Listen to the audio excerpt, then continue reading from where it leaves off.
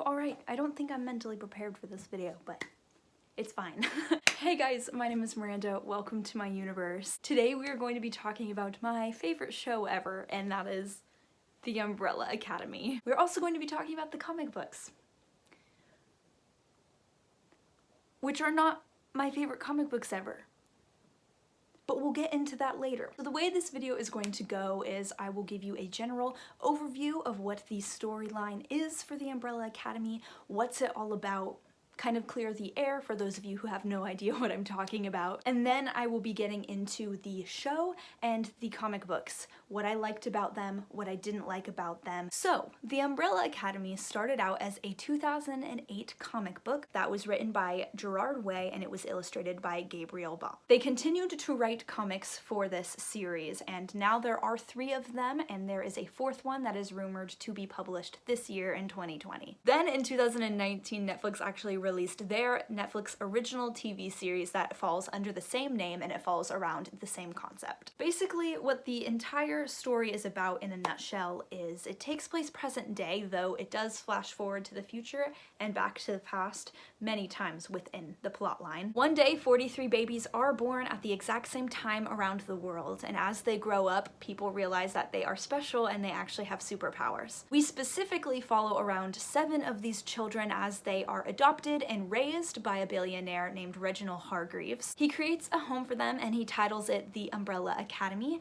and this is where he raises them and where he trains them in their superpowers so that they can grow and develop them so that one day they could save the world. Now, because Gerard Way and Gabriel Ba are also executive producers of the TV show, the comics and the show itself are fairly similar, but there are very big differences that I would really like to tackle and tell you about. But first, I would like to talk to you guys about my experience with the TV show, because that is what I watched first, and then I read the comic books later on, because I actually had never heard of the comic books until I was approximately halfway through the show, and I realized, wait, it says that these are based off of comics. That'd be cool to read them. I watched the show back in February 2019, right when it was released, and I just now read all of the comics that are out thus far. So the show. I love the show. It actually is one of my favorite series I've ever watched.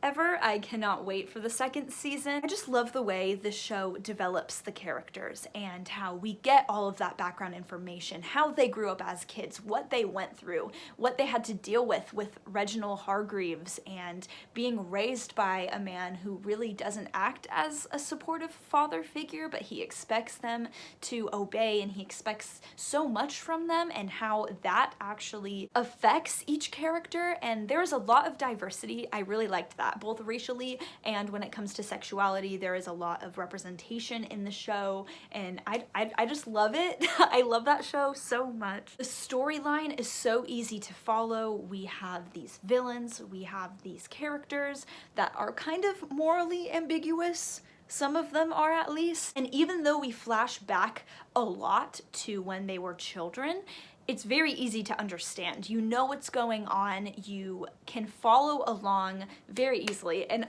I keep saying that because it's very important, especially when it comes to the comic books. Alright, so you guys get the gist. I love the TV show. Umbrella Academy totally captured my heart. I think it's incredible. I recommend it to anybody. So now let's talk about the comic books. So there are 3 comic books that are out right now. The first one is Apocalypse Suite, the second one is Dallas, and then the third one is Hotel Oblivion, right? Yes. If I had to come up with one word for this comic book series, I would say chaotic. I really wanted to like these. I really did. I mean, I bought them, first of all. If I did not think I was going to like them, I definitely wouldn't have bought them. Am I regretting things? That's an excellent question. So my biggest issue with these comics are that there is no organization to the plotline. Everything is super scattered. We get random moments throughout their lives, and really some of them don't have any relevance. It was really jumbled and all over the place. It felt very thrown together, as if the authors kind of thought, oh, there's this scene I want to add, and they just kind of added it in the middle of developing another scene.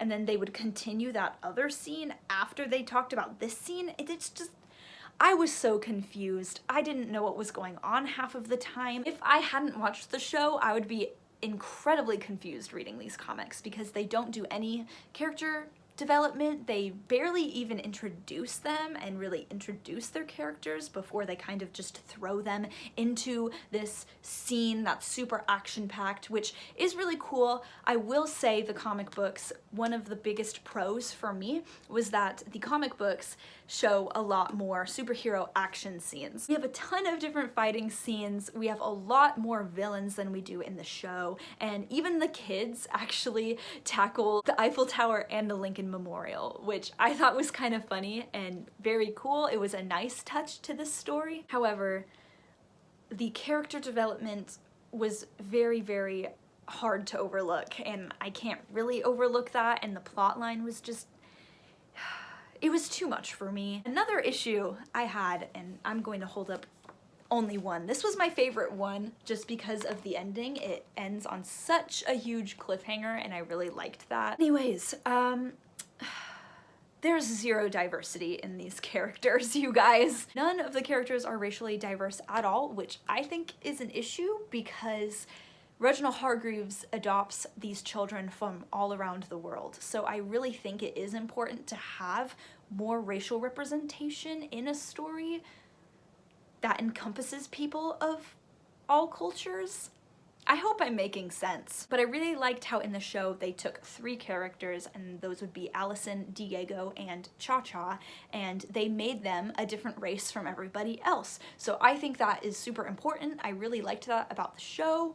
It was a big issue for me in the comic books though. Anyways, with all of that being said, watch the show.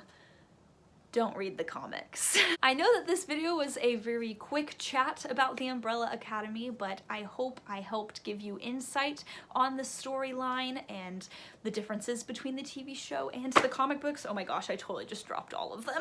If you have read or seen Umbrella Academy, please comment down below so we can talk about it and we can share our favorite characters, because Diego is my babe. Thank you all so much for watching. I love you all. Please be safe, make good choices, and I will see you next week. Bye!